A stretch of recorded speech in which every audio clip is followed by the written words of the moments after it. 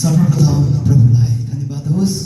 प्रभुको इच्छा अनुग्रहको कारण एउटा अनुग्रहमाथि अर्को अनुग्रह प्रभुले हामीलाई जुटाइदिनु भएको छ।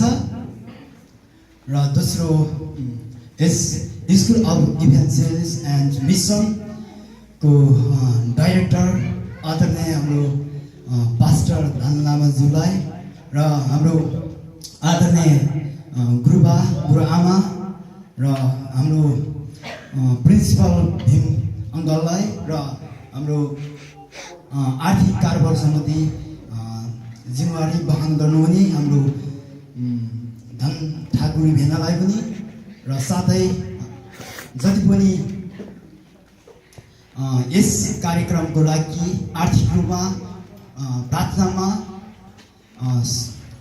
सहयोग गर्नुहुने सम्पूर्णलाई र हरेक पास्टर अगुवा जवान अगुवाजनहरू र विश्वासी परिवारलाई म लगायत हाम्रो यस ट्रेनिङमा स्टडी गर्नुहुने सम्पूर्ण विद्यार्थीको तर्फबाट हामी भित्री मनदेखि धन्यवाद दिन चाहन्छु।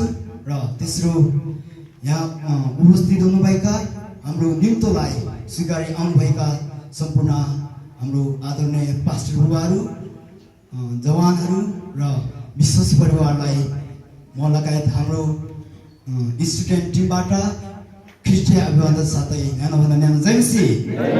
कतिजना खुसी हुनुहुन्छ? हामी खुसी छौँ। म र हामीले यस ट्रेनिङबाट प्राप्त भएका केही आशिष र केही अनुभवहरू म तपाईँहरूको माझमा भन्न चाहन्छु।